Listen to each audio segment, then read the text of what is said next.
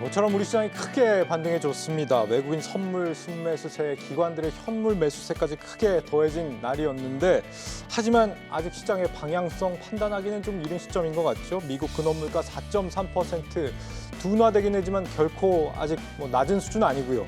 월가에서는 11월 금리 인상 가능성 여전히 줄지는 않고 있습니다. 앞으로 시장 어떻게 흘러갈지 이분들의 생각을 한번 여쭙고 싶습니다. 목요일에 강력한 주자들 세 분 나오셨습니다. 어서 오세요. 안녕하세요. 안녕하세요. 오늘 상승은 꽤 강했던 것 같아요. 선물 옵션 동시 만기라고 좀 관계가 있는 것 같기도 하고. 네, 오늘 좀 중요한 날에 좀 그래도 시장이 위태로웠습니다. 사실은 어제까지 좀 안 좋았는데 국내 증시가 좀 안 좋았던 거죠. 주초에 나왔던 애플 이슈도 어떻게 보게 되면 시장을 좀 누를 수 있는 이슈였는데 마침 어제부터 현대차가 임단료 파업 종료 이슈가 나오면서 약간 자리를 잡은 상태에서 밤새 나왔던 미국 CPI 발표에 따라서 그 움직일 때 미국 증시의 반응 자체가 어느 정도 조금 더 오늘 이벤트를 맞이해서 그래도 부정적이진 않구나. 물론 이제 아직 넘어야 될 산만, 다음 주에 금리는 동결하겠지만 11이라는 변수가 있습니다만은 그러한 거에 대해서 아침부터 좀 전기전자 쪽으로 매수가 많이 들어왔고 다른 한편으로는 시장도 이제 그런 게 좀 있어요. 지수가 올라간다고 내 종목이 다 올라가는 건 아니지만은 지수의 변동성이 안정화되게 되면 어떤 수급과 모멘텀 있던 종목 쪽으로 매수가 들어오는데 오늘 전반적으로 2,400개 종목 중에서 1,000개 이상의 종목이 전부 다 반등을 좀 논했기 때문에 앞뒤 순서는 좀 있었습니다만은 극한 어떤 우려에 대한 두려움은 조금 내려놨고 제가 좀 많이 좋게 본 것은 외국인 오늘 장도 오르면서 물론 이제 막판에 만기에 따른 수급 변화도 있었습니다만은 외환 시장에서 어느 정도 계속 우리나라 원화 환율이 한 1,300원대 이상에서 유지해 준다는 겁니다. 그런 관점에서는 부정적 수급보다는 긍정적 수급이 우위지 않겠느냐 그렇게 봤습니다. 네. 이 파생 상품 만기일 전후에서 추세가 이렇게 바뀐다 그런 얘기들 많이 하잖아요. 이게 정확히 지금 어떤 시점이라고 봐야 되는 거예요? 사실 이제 6월물, 그러니까 9월물이죠. 9월 만기 그 누적 선물 포지션이 외국인이 최대 4조 원까지 지금 매도를 하고 있었거든요. 근데 이제 최근 들어와가지고 그걸 조금씩 줄이고 있었고 어저께 한 4천억, 4,200억 내외를 줄였던 걸로 알고 있고 오늘 한 1조 원 이상을 좀 청산을 했는데 그렇게 되면서 사실 어저께 외국인들이 현물을 사고 주식을 사는데 생각보다 지수는 굉장히 답답할 정도로 눌려있다 싶어가지고 장 끝나고 나서 제가 좀 뒤져보니까 1,200억 산 것 중에서 절반이 포스코 홀딩스였었거든요. 어떻게 보면은 외국인들은 지수를 크게 들어 올리지 않으면서 어저께 정리를 좀 잘한 것 같고 오늘 같은 경우는 앞서 하 대표님 말씀하셨지만은 CPI가 약간 더 오바해서 나왔다고 하지만은 그 정도 가지고 오바했다고 하는 건 좀 아닌 것 같고 충분히 납득할 만한 수준으로 나왔었기 때문에 오늘 어차피 일정 부분 이상은 청산을 할 가능성이 높다고 봤었던 거고 그 부분이 막판까지 반영이 되면서 지수는 좀 크게 반등을 준 것 같습니다. 이게 이제 앞으로 그렇다고 해서 계속 올라간다 이거는 아니고요. 일단 큰 곱이 하나를 넘었다라는 거고 추세적으로 봤을 때 최근에 우리나라가 여러 가지로 좀 안 좋은 이슈들에 계속 휘말리고 있었던 상황에서 현대차 이슈도 있었고 또 어제 오늘 해가지고 이제 반도체 쪽에서 고정 가격을 지금 낸드 같은 경우는 올렸다. 마이크론도 10% 올릴 거라는 얘기 나오고 또 오늘 나왔던 거는 이제 디램 쪽 16 나노 쪽에 디램하고 낸드 쪽은 이제 소위 말해서 그 감산하는 거 삼성에서 공식 철회한다. 이게 지금 공식인지는 모르겠는데 기사가 나왔었거든요. 이런 것들이 이제 또 센티적인 측면에서 긍정적으로 작용을 하면서 주가를 많이 견인을 시켜줘서 일단 하방의 리스크는 많이 잡아놓은 것 같습니다. 그러니까 3분기 기존의 3분기 동안의 그 선물 옵션이 매도 포지션이었던 것 같은데 이게 이제 어떤 포지션으로 갈지 또 봐야 된다는 말씀이신 거죠? 이제는 과매도라고 하긴 그렇지만은 매도 포지션이 상당히 많았었는데 4조 원 가량이 됐었던 물량이 지금 어제 오늘 합쳐가지고 얼추 2조 원 정도가 지금 줄어든 거거든요. 그러면은 그 앞에 있는 것까지 얼추 감안해서 보면은 막판에 들어와가지고 상당히 많은 물량이 청산이 되면서 주가는 반등을 준 거고요. 청산하는 과정에서 이제 오늘 이후부터는 이제 다시 또 그 만기를 12월 만기를 놓고 이제 선물의 외국인 대응을 좀 지켜볼 필요는 있을 것 같은데 특별히 우리가 문제가 있지 않는 이상에서는 그렇게 4조 원, 5조 원 이런 식으로 쌓아놓지는 않을 거라고 보고 있기 때문에 저는 그냥 여전히 9월, 10월에 대해서는 조금 기대는 하고 있습니다. 오늘 기관들 보니까 현물 순매수 엄청나더라고요. 네. 1조 원 넘게 막 사들인 것 같고 막판에 또 크게 많이 들어온 것 같고. 사실 외국인도 수급이 돌아오지는 않았지만 기관도 어떻게 수급 차원에서 보면 약간 시니컬했다 뭐 이랬잖아요. 네. 오늘 오랜만에 1조 원 이상 좀 매수세를 나타내면서 지수가 단번에 2,570선 회복을 했으니까 네. 참 오랜만에 숨통이 트이는 날이 아니었나라는 생각이 들고 뭐 긍정적인 신호로 잡을 수 있는 요인들은 좀 있었던 것 같아요. 외국인도 선물에서 매수세, 순매수 확대했으니까 이런 것도 긍정적인 신호로 잡을 수 있을 것 같고 또 코스닥도 뭐 외국인 기관 다 샀잖아요. 네. 정말로 선물 옵션 동시 만기일에 따라서 분위기가 정말로 이게 뭔가 턴어라운드 됐나라고 기대를 해볼 만한 그런 날이었던 것 같습니다. 그래서 참 숨통이 트였던 오늘 하루지 않았나 싶습니다. 투자자들에겐 있어서 말이죠. 그렇습니다. 그 앞서서 이제 이영훈 이사님이 뭐 지금 삼성전자 반도체 관련해서 네. 뭐 다양한 뭐 긍정적인 뉴스들, 업황이 좀 개선되고 있다는 뉴스들이 나왔다고는 하는데 실제로 업황이 지금 개선되고 있는 게 맞는지 정확하게 뭐 뉴스나 증권사 리포트 뭐 이런 데서 나오는 것 같은데 네. 데이터로 실제 뭐 지금 뭐 나오고 있는 건가요? 정확하게? 제가 현장에 있는 게 아니니까 잘 네. 모르겠죠. 예. 근데 현장에 있어도 잘 몰라요. 예, 그렇죠? 예, 뭐 예, 모르죠. 모르시는 분들 많죠. 평택에 계신 분이나 이천에 계신 분은 모릅니다. 네. 근데 주가라는 게 이제 뭐냐면은 주식시장은 이제 앞으로 좋아지는 이제 드로다운에 대한 이야기도 있는데 하방 경제에 대한 이야기가 크거든요.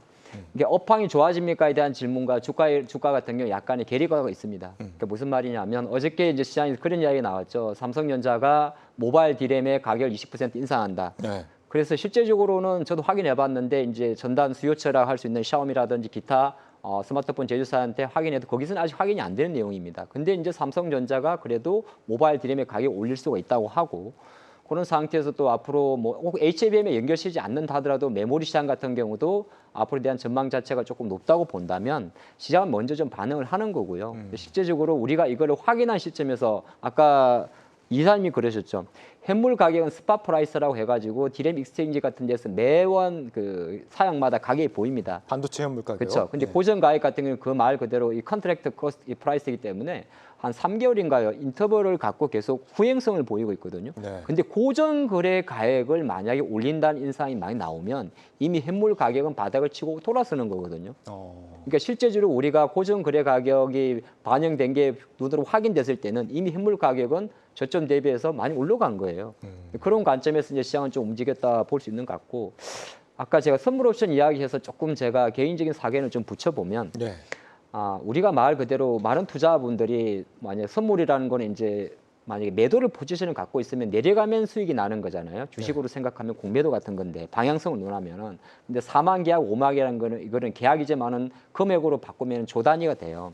근데 한 가지 중요한 포인트는 뭐냐하면 외국인들이 전체 누적 포지션으로 봤을 때 6월 달까지 주식을 12조를 샀었어요. 네. 그리고 우리가 말하는 만기 분석은 보통 3개월 인터벌로 분석을 하게 되는데 이 4만 계약의 누적 데이터도 그러면 어떤 분석을 하냐면 6월 동시 만기인의 지수대가 어느 정도냐가 중요한 겁니다. 그때가 2610포인트예요.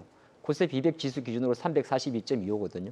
지금 지수가 2570입니다. 네. 그러면 그 4만 계약이 남아있던 3만 계약이 남아있던 외국인들은 실제적으로 혹시나 모를 현물을 해칭해서 사둔 거고요. 또 하나가 제가 오늘 같은 날에도 왜 의미가 있다고 보냐면 9월 1일자로 외국인들은 삼성전자를 7만 원 이상으로 올려버리면서 네. 더 이상 파생 시장에서 해지할 필요가 없는 거예요. 그러니까 그런 관점에 놓고 본다면 오늘의 이 이벤트 이후에 삼성전자나 하이닉스나 전기전자나 들어오는 이런 수급 자체는 생각보다 오늘 뭐 막판에 확 당긴 게 있어서 네. 일정 부분 이게 내일 아침에 차익 매물이 조금 나오겠지만은 2,500 밑으로 내려가려던 그 힘을 잡아줬다든지 이런 데 측면에서는 되게 긍정적인 분석이다. 그리고 그 중심에 반도체가 있다는 것은 상징적인 의미가 좀 크다 보고 있습니다. 네. 그 삼성전자 오늘 굉장히 강세를 보인 게 수급적인 요인인지 아니면 진짜로 업황이 진짜 좋아져서 올라가는 건지 이런 부분이 좀 헷갈려서 여쭤본 거였어요. 실제로 지금 그 현물 가격이 4일 연속으로 지금 오르고 있고요. 예. 그다음에 그동안 이제 리서치 기관 디램 익스체인지라든지 이런 트렌드포스 같은 경우에서도 계속 얘기해 왔었던 게 9월 가게 되면은 수요와 공급이 역전이 돼 가지고 이게 수요가 한 7% 정도 초과가 될 거라는 얘기를 계속 해왔었습니다. 네. 그리고 삼성전자가 앞서 이제 모바일 디램도 그랬지만 낸드 가격도 지난번에 감산을 추가 30% 한다고 그러면서 가격을 올리겠다고 통보를 해버렸고, 그 다음에 이제 그거에 발맞춰 가지고 마이크론 테크놀로지 역시 이번에 이제 10% 정도 가격 인상하겠다라고 얘기를 한 상태이기 때문에 예. 이제 가격이 바닥을 찍고 돌아서는 건 맞습니다. 근데 이제 워낙에 많이 빠졌잖아요. 그 워낙에 많이 빠졌기 때문에 가격에서 이제 반등을 준다고 했을 때 이게 수익을 뭐 굉장히 수익이 늘어나는 그런 구조는 아니고 또 수요의 증가에 의해 가지고 지금 이게 가격이 반등을 하는 게 아니라 공급을 조정해서 이제 일단 반등을 주는 거잖아요. 네. 그래서 바닥은 좀 확인했다라는 측면으로 이해하시면 될 것 같고, 이게 이제 HBM 얘기 계속 이제 나오는데 HBM 시장 자체가 사실 삼성전자나 하이닉스의 어떤 밸류에이션을 현 시점에서 봤을 때 네. 실적을 갖다가 뒤집을 정도의 그 정도 볼륨은 안 돼요. 예. 근데 이제 중요한 거는 이게 커지면 커질수록 밸류에이션 재평가의 근거는 됩니다. 왜냐하면 이게 수주 베이스이기 때문에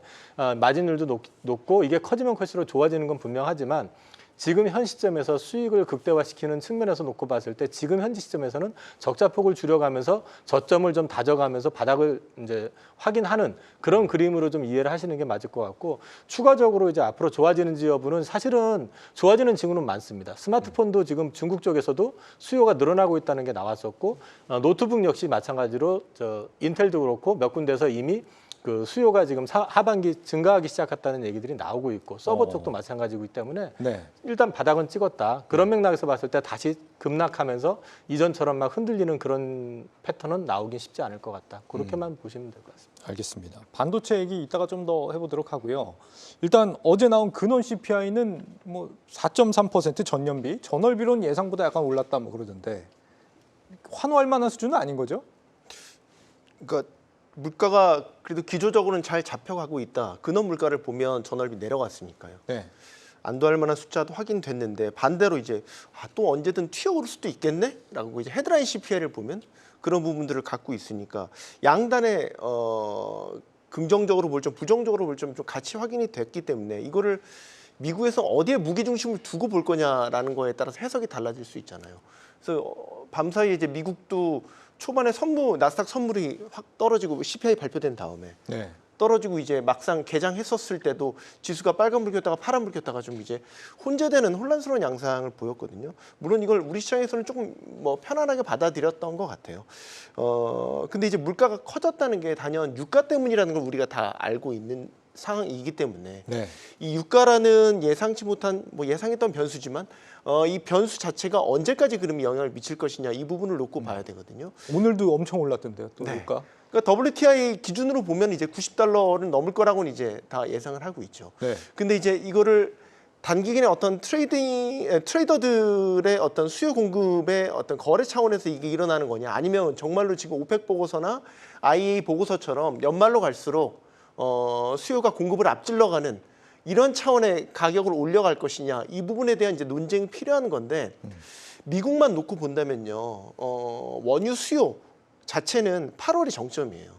그러니까 9, 10, 11 이쪽은 또 수요가 줄어들게 되거든요. 그리고 저는 또 하나 보는 거는 바이든 행정부가 이 유가가 계속 CPI를 괴롭히는 거를 가만히 두고 보지는 않을 것 같아요. 이제 지난번에 워낙 그 유가가 뜨거웠을 때 그 비추기를 풀었잖아요. 지금은 이제 그러지 않고 있거든요. 예. 아마 그런 식의 어떤 그 조치를 취하지 않을까 싶어요. 내년 대선도 있기 때문에. 그래서 저는 하반기, 그러니까 연말로 갈수록 유가 변수는 좀 너무 지나치게 우리가 우려점으로 볼 사항은 아닌 것 같고, 네. 그다음에 또 하나 CPI의 주요 축인 이제 주거 비용은 점차적으로 낮아져가고 있는 상황이기 때문에 이걸 금리와 연결시켜 본다면 지금 9월은 뭐 다음 주 9월 FOMC는 확실하게 동결로 가는데 네. 11월, 12월은 좀 지금 헷갈려 가고 있잖아요. 뭐 개인적인 사견을 붙이자고 한다면 다시 한번 금리 인상을 재개할 신호는 아직까지는 없지 않나. 좀 뭐 그렇게 우려하게 해석할 필요는 없을 것 같다라는. 네. 근데 이제 분석을 11월까지의 시장의 흐름을 놓고 보면 어쨌거나 유가가 뭐 얼마나 오를 것이며 근원 물가가 또 이 유가에 얼마나 또 연동이 돼서 따라서 앞으로 뭐 영향을 받을 것이며 이런 것들을 봐가면서 앞으로 11월까지 증시가 계속 뭐 네. 들었다 놨다 막 하겠네요. 뭐 패드워치 데이터도 계속해서 그런 부분들을 반영하면서 네. 네, 퍼센티지를 바꿔가겠죠. 그런 부분들 또 계속 봐야 될 것 같네요. 만약에 금리가 11월에 오른다 이러면은 무슨 일이 생기는 거예요? 그럴 가능성이 낮다고 말씀해 주셨는데. 유가가 WTI 기준으로 $95까지 만약에 간다면 네. 그런 식의 정말로 이 당장 확 꺼트려야 되는 그런 식의 이제 연준이 판단을 한다면 정말 11월에 뭐 금리 인상을 재개라는 시나리오를 그려볼 수도 있겠죠. 가능성이 높진 않다고 봅니다. 네. 그러면은 네. 대표님 11월까지 FOMC까지는 뭐 기간이 좀 남아 있잖아요. 남은 기간에 뭐 어떻게 좀 대응해야 됩니까, 우리? 당장 내일도 잘 모르겠는데 그건 아니고요. 예, 제가 하루하루 살이로 살아가야 뭐 됩니까? 하루살이 우리 살이 뭐 근데 그건 아니고 네. 이제 이렇게 보는 거죠. 사실 유가 전망이라는 것도 지금은 사실 공급적인 이야기잖아요. 네. 예, 감사한 이야기고 계속 감사를 한다는 거고. 근데 이제 유가가 미국 CPI에서 차지하는 비중이 헤드라인은 되게 높습니다만 코어에서는 가장 높은 게 37%, 8%가 주급이거든요. 그래서 어제 미국 발표됐던 8월달 CPI는 제게 의미가 저는 있다고 봅니다. 왜 그러냐 하면 꼭 뭐 연준 입장에서 뭐 근원에 집중하고 PC 디플레이트에 집중한다는 이야기를 합니다만은 코어가 22개월 만에 4.3% 떨어졌어요. 네. 떨어졌고 또 하나가 이제 월간 기준으로 놓고 보면 잠깐 올랐습니다. 0.2% 전가에서 0.3%. 그러니까 직간접적으로 뭐 떨어지는 속도는 둔합니다만은 이게 4.3이라는 숫자 자체는 결정적으로 놓고 보면 어느 정도 계속 4% 초반 떨어진다는 거거든요. 그리고 올해 아시겠지만은 연준이 노동 통계국입니까? 물가 발표하는 데가 여기서 가중치에 손을 댄 게 바로 주거비의 가중치를 가장 높인 겁니다. 네. 그런 관점에서는 결정적으로 우리가 말하는 물가라는 거는 절대치가 아니고 상대치 퍼센테이잖아요. 계속 떨어지는 거고 아까 그런 말씀을 주신 것 같아요. 만약에 11월 2일 날 연준이 다시 금리를 25bp를 인상을 한다면 어떻게 되냐 물어봤는데 네. 파월이 옷을 벗어야 되는 겁니다. 저는 그렇게 생각합니다. 이게 제가 생각할 때 연준의 정책이 6월 달에 호키시한 홀드를 한번 했고 또 멈췄다 이렇게 되게 되면 어떤 걸 인식하냐 하면 연준의 금리 인상 자체가 시장 인플레이션을 잡는데 안 먹힌다는 거거든요.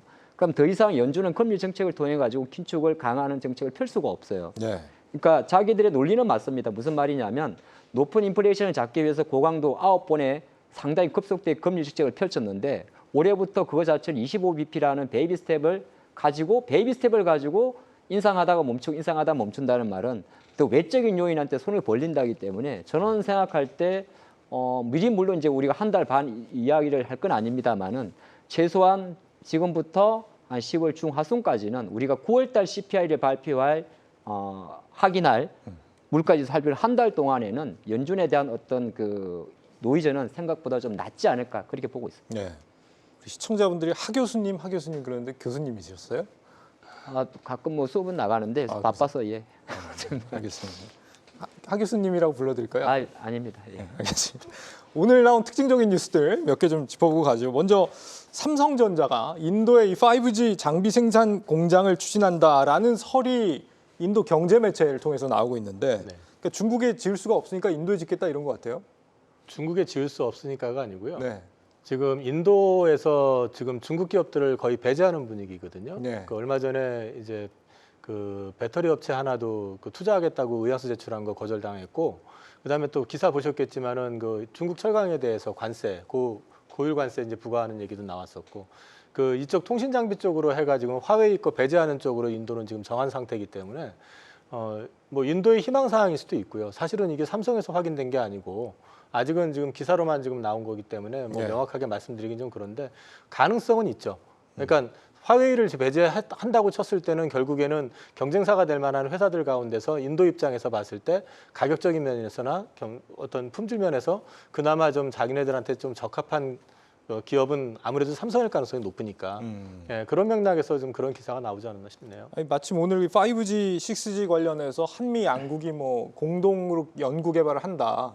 공동 선언문이 나오기도 하고 5G 사실 그렇게 비중 있게 보는 분들이 많이 없었던 것 같은데 최근에 이 5G 관련주들 얘기가 계속 나오고 관련주들 강세도 보이고 있죠. 좀 관심을 가져야 되는 단계인가요? 이런 비슷한 게 작년엔가도 한번 있었던 것 같은데 네.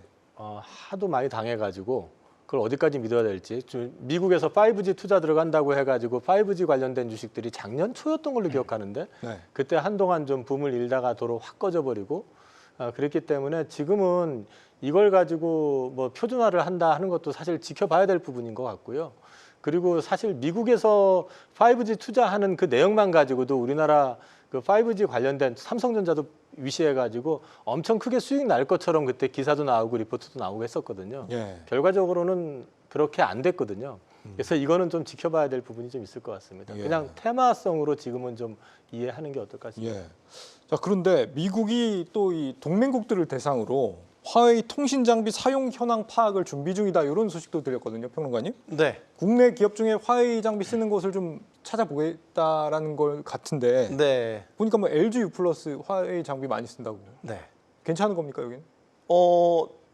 뭐 이제 과거 이제 이번 그런 식의 이제 화웨이 장비를 사용했는지 안 했는지 전수조사 같은 걸 한 건 이번이 처음은 아니고 그래요. 과거 이제 트럼프 대통령 행정부 시절에 화웨이에 대한 이제 제재를 본격적으로 시작을 하면서 뭐 인사들에 대한 뭐 제재도 했었고 수출 통제도 걸었고 이제 그때 만들어진 거잖아요. 네. 그때 한번 사실 논란이 됐었던 이슈였어요.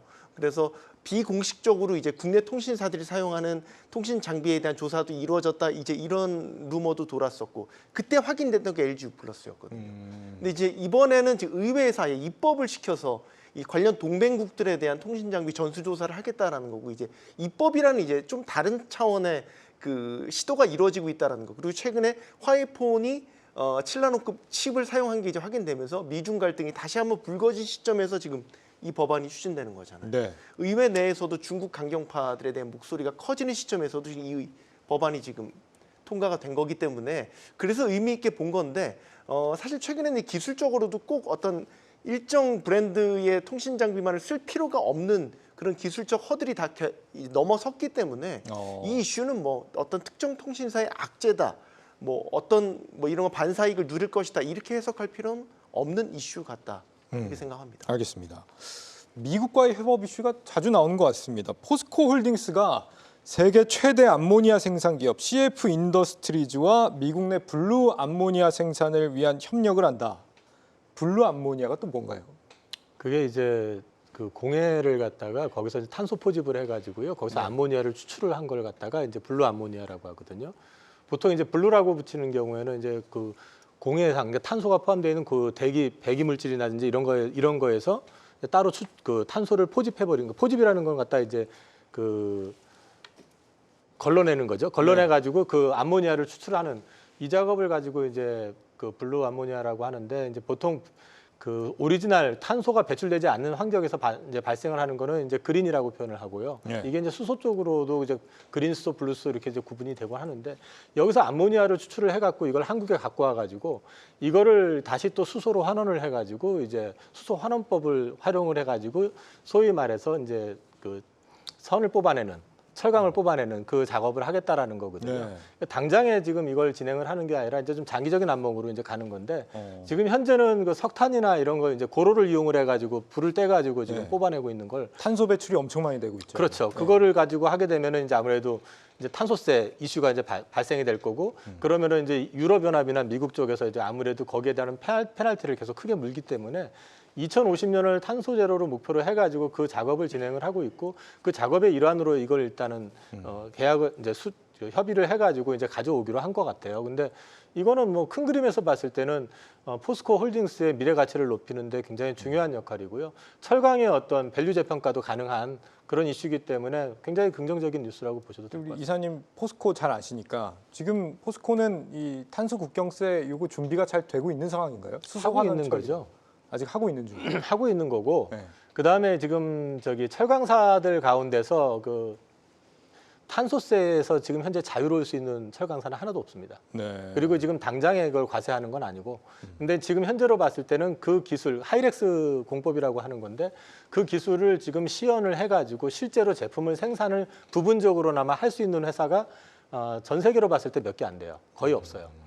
포스코는 지금 현재 부분적으로는 생산도 지금 하고 있거든요. 네. 그렇기 때문에 이거를 갖다가 나중에 궁극적으로 고로를 다 대체할 생각으로 진행을 하고 있는 거기 때문에 이런 부분들은 포스코의 미래 가치를 놓고 본다 그러면 굉장히 긍정적으로 보셔도 괜찮을 것 같습니다. 네. 대표님 지금 오늘 보니까 포스코 그룹주들 전반적으로 다 강세더라고요. 뭐 2차 전지, 뭐 종합상사, DX 가릴 것 없이. 네. 이게 이제 뭐 수급적인 요인이 많이 좀 붙어 있다고 봐야 되는 건지 아니면 좀 뭐 수급적인 요인이 좀 크죠. 그래요. 예, 왜냐하면 오늘 뭐 장이 좀 반등을 하면서 그런 좀 상당히 큽니다. 그리고 이제 아직은 이제 뭐 예를 들어서 배터리 섹트에 대한 어떤 뭐 반등이냐 찍었냐 이런 거 논하기보다는 약간 수급적인 현상이 큰 걸 우선 왜냐하면 에코프로 같은 경우는 오늘 혼자만 빠졌거든요.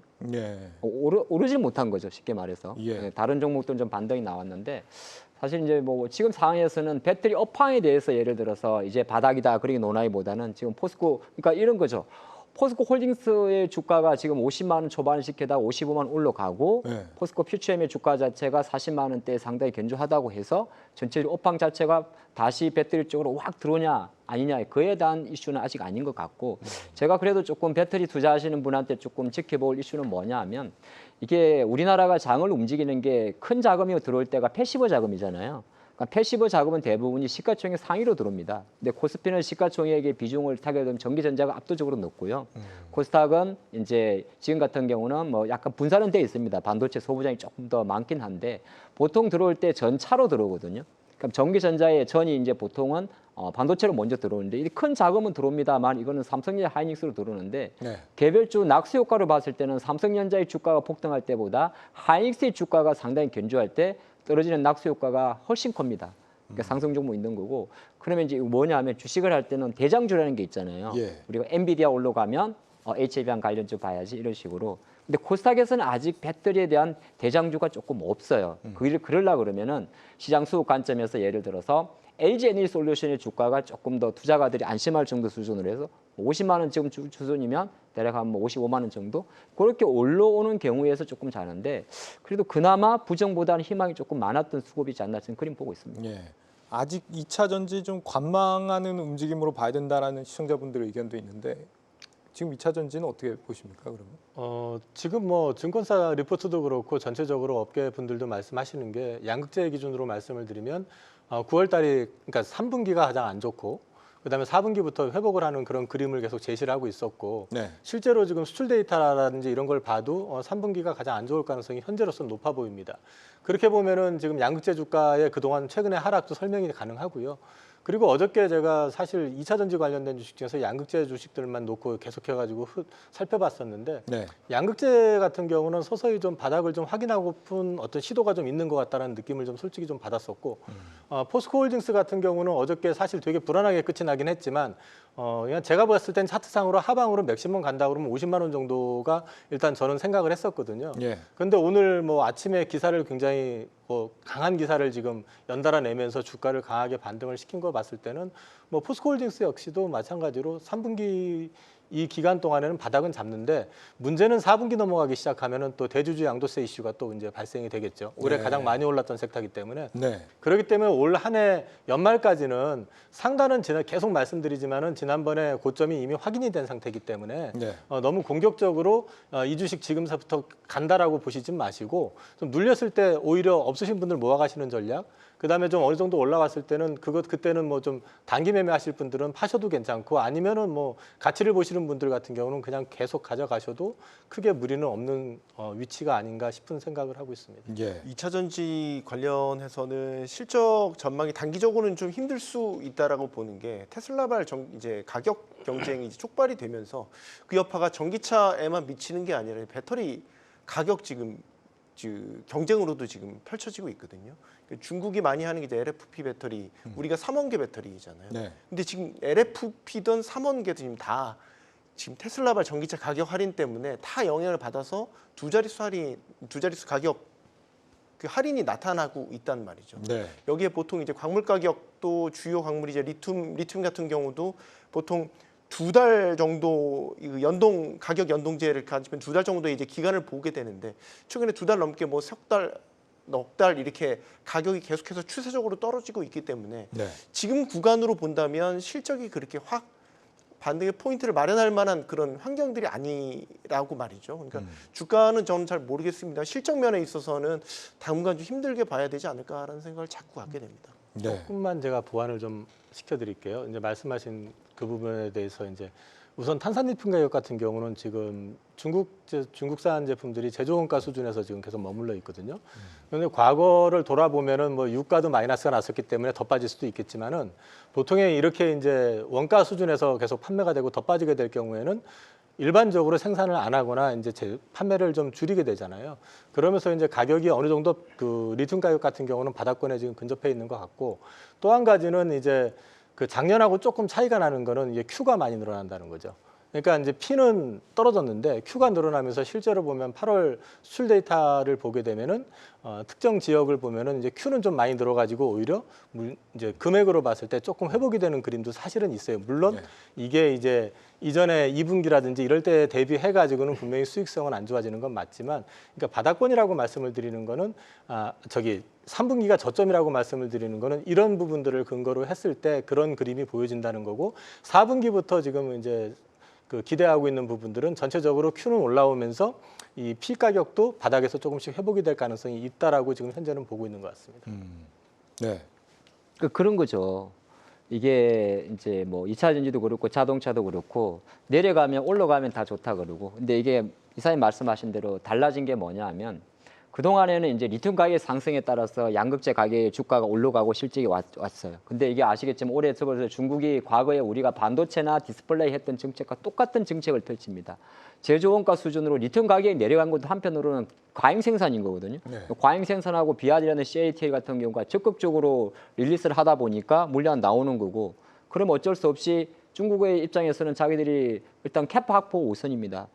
그러니까 우리가 눈에 볼 때는 리튬 가격 떨어지네, 전기차 안 팔리네 이렇게 생각하는데 사실은 절대 지수는 올라가는 거예요. 그러니까 우리나라가 2019년도부터 이제 배터리 관련주가 움직이다가 올해 한번 피치를 발했는데, 중간에 잠깐 멈춤했던 것은 이 가격에 대한 변동이 없었고 코로나가 있다 보니까 어느 날 순간부터 우리가 탄산 리튬이나 리튬 가격의 추이에 따라서 2차전지 양극재 주가를 판단해 버린 거거든요.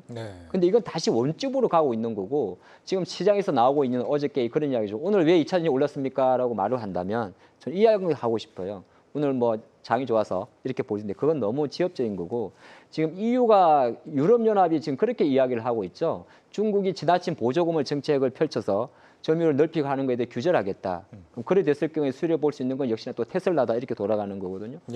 그 말은 무슨 말이냐면, 중국의 규제가 강화되는 것은 단순한 반도체나 통신 장비뿐만 아니라 배터리의 공격적인 캐파 확장까지도 들어간다는 겁니다. 그러면 다시 우리 입장에서는 상대적으로 지나친 가격, 그러니까 배터리 양극재나 소재 업체들의 지나친 가격 다운이 멈출 수가 있어요. 그런 관점을 좀 보시면 좋을 것 같고, 두 번째는 또 하나 말씀드리는 게 저는 이제 앞으로 우리가 2차 전지나 관련주를 볼 때 단순하게 탄산 리튬이나 이 원자재 가격이 상승하는 것과는 조금 괴리가 있을 수가 있고 캐파를 넓히는 게 좋을 것 같고요.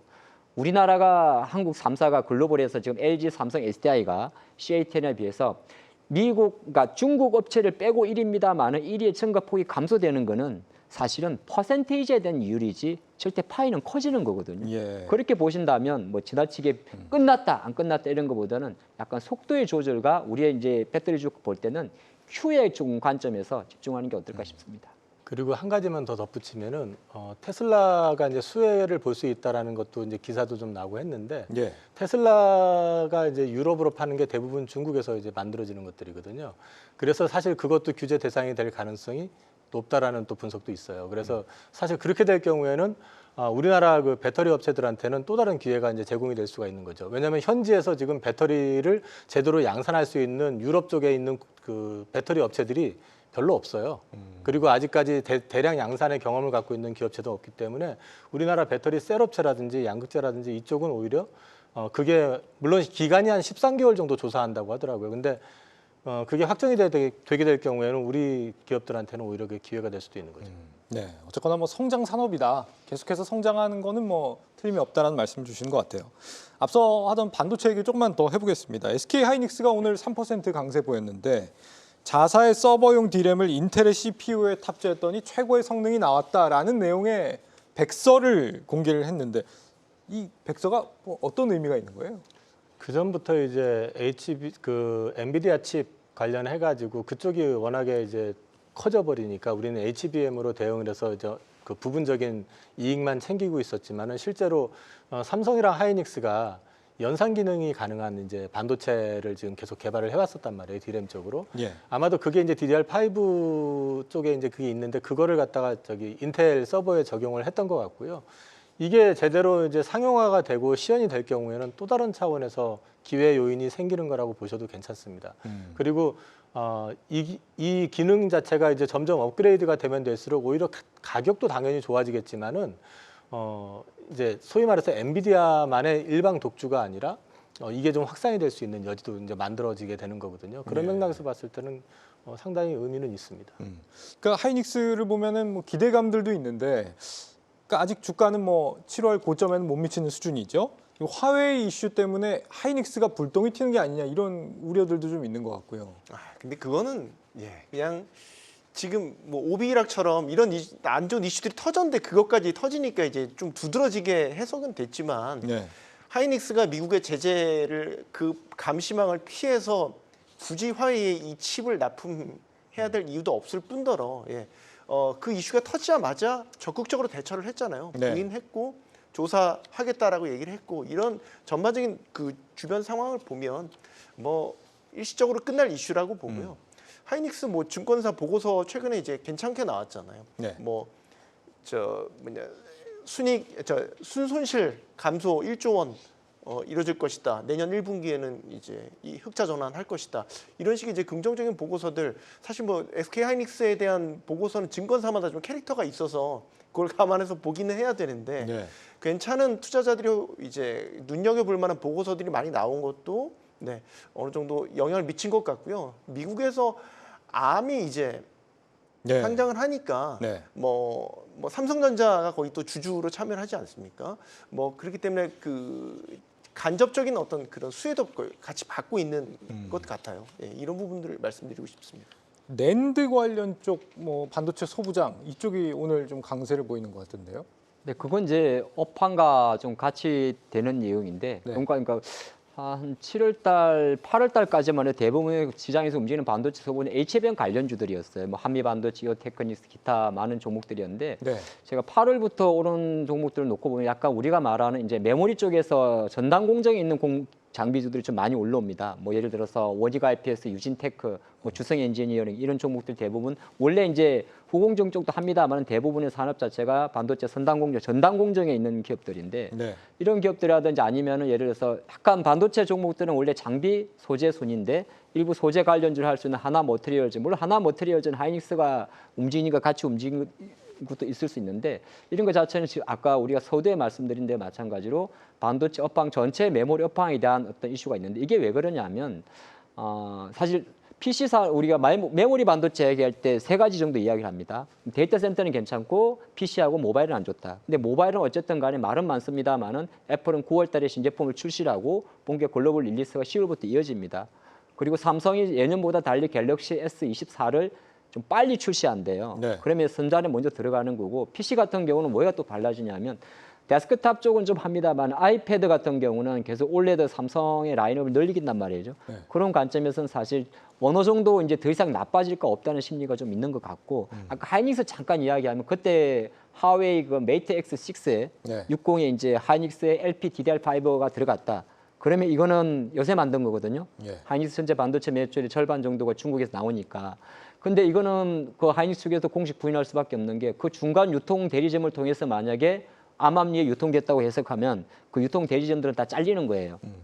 그렇기 때문에 이건 우리가 예측할 수 없는 거고 또 지금 중국 정부에서 말하는 것도 이런 것도 있어요. 중국이 뭐 공무원들, 국영기업들 아이폰 사용에 대한 이야기도 그것도 공식 문서 없다고 이야기하잖아요. 예. 중국은 원래 그래요. 중국은 원래 그렇단 말은 좀 그렇긴 한데 한한령 때도 공식 문서 없다 그러고 발 뺍니다. 근데 그렇기 때문에 지나치게 저는 지금 실제적으로 애플의 주가가 만약에 지금 $170 정도에서 더 하락하지 않고 조금만 반등을 한다면 이 이슈도 정치적인 쇼에 좀 끝날 수가 있거든요. 그런 관점을 좀 보시는 것도 어떨까. 그리고 하이닉스 주가는 뭐 이건 이제 주가 관점에서 말씀드리는데 이번에는 한번 갈 것 같습니다. 이번에 갈 것 같다. 네. 한 교수님 오늘따라 좀 발언이 좀 지적으로 보이는 것 같아요. 오늘 평소보다 좀 더 말씀들을 좀 더 깊게 많이 해주시는데 그 원익 IPS 얘기하는 거에 대해서 우리 시청자분들 반응이 좀 많이 오는 것 같고 또 어떤 분들은 반도체 소부장 아직 볼 때 아니야 뭐 이렇게 말씀하시는 분도 계신데 이사님 의견은 좀 어떠세요? 일단 기대감이 지금 반영이 되고 있는 거라고 보고요. 아까 하 대표님 말씀하셨지만은 그 사실 HBM 관련해서는 후공종단에 있는 것들만 움직였었는데 네. 오늘은 확실히 전공종 쪽에 있는 주식들이 대표적으로 뭐 주성이라든지 그다음에 유진테크라든지 뭐 이런 회사들이 이제 굉장히 강하게 움직였거든요. 이거는 이제 정상화에 대한 기대감, 그러면 이제 수주에 대한 기대감 이렇게 또 연결이 되면서 이제 기대를 하고 있는 모습이기 때문에 지금은 기대감으로 움직이고 있다. 그렇게밖에 해석이 안 될 것 같아요. 네.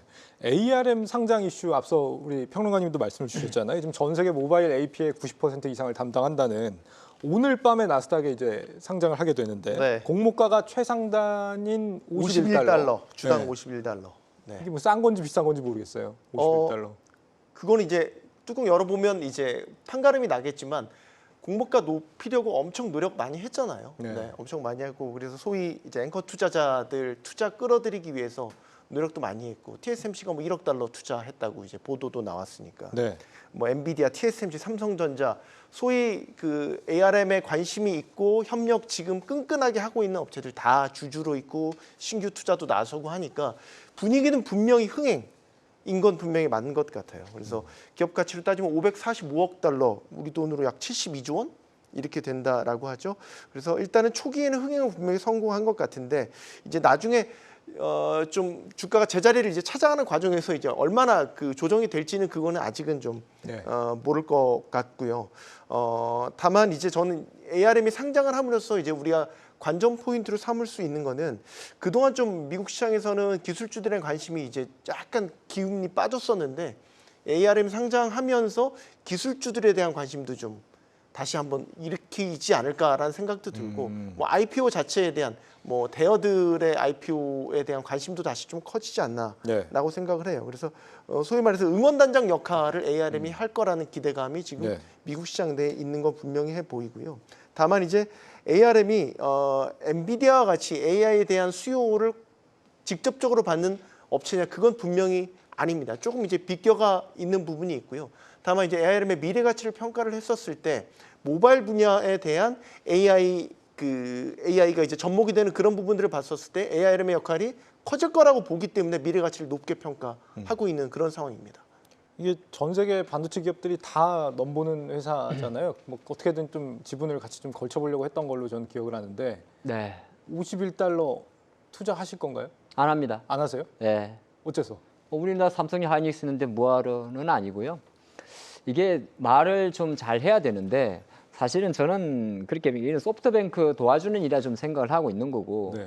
전 세계 ARM을 투자하고 싶었던 게 아니라 ARM을 인수하고 싶었던 거죠. 정확히 말하면. 네. 삼성도 마찬가지였고 인수가 이제 실제적으로 이제 안 되다 보니까 본의 아니게 상장을 하는 그림으로 가는 거고 ARM의 그 비전 펀드에서도 마찬가지 상장할 때 삼성전자나 TSMC한테 투자한다는 거는 표현을 잘해야 돼요. 투자를 하는 게 아니라 사실은 어느 정도 지분을 줄게. 그리고 예를 들어서 공모가 제가 이 공모가 신규주를 줄지 구주를 줄지 모르겠지만은 그 TSMC 들어가는 거 금액으로 봤더니 1억 달러면 1,300억밖에 되지 않는 거거든요. 생각보다 작은 거니까 그걸 어떤 관점이냐면 파트너십의 유지였던 그런 것도 있는 겁니다. 네. 우리가 분양할 때 한 호씩 이렇게 호식을 내주는 거랑 비슷한 효과가 되는 거죠. 근데 중요한 것은 뭐 시장 관점에서는 사실 이제 이게 공개가 됐기 때문에 상장이란 건 사실 말 그대로 기업 공개라고 이야기를 하거든요. 그러니까 비상장에 있을 때 ARM이 정확히 뭘 하고 어떤 구조를 갖고 있는지를 알 수 있는 관점에서는 국내 관련해서 최고 이번 주에 ARM 관련해서 만약에 뭐 팬미스업체들 네. 뭐 약간 개별 기업입니다만은 자람테크라든지 뭐 이런 기업들 많이 좀 움직이긴 했어요. 하긴 했는데 중요한 거는 상장 효과에 대한 지속성 그리고 제가 저한테 물어보셨던 네. 51달러 공모하는데 사실 겁니까에 대한 이야기는 실제로 미국도 우리만큼이나 공모적 버블이 좀 많습니다. 예, 그래서 아까 제가 너무 단호하게 말씀드린 이건 상장되고 나서 뭐 한 최소 1개월 이상은 지켜보고 나서 판단해야 될 이슈가 될 것 같습니다. 네. 좀 장기적으로 보면 어쨌든 지금 생성형 AI라는 새로운 붐이 아직은 스마트폰에는 본격적으로 적용은 안 되지만 조금 미래를 보면 결국에는 이 모바일 안에서 AI 프로세스가 돌아가야 되거든요. 그러니까 AI 어플리케이션이 돌아가야 되거든요. 그러면 이제 ARM의 역할이 좀 있다는 거죠. 뭐 저전력이면서 고성능 칩에 어떤 AI 아키텍처를 설계할 수 있는 능력을 갖고 있는 건 ARM이라고 보고 예. 그러면 그걸 가지고 당장 돈을 벌 거냐 이건 아니죠. 이건 아니라서 말씀하신 대로 상장 후에 얼마나 주가 조정이 될지는 모르겠지만 조금 뭐 3년 뒤, 5년 뒤 조금 더 먼 미래를 내다본다면 AI와 관련해서도 ARM을 곧 직접적인 상관관계로 생각해야 될 때가 오게 될 겁니다. 예.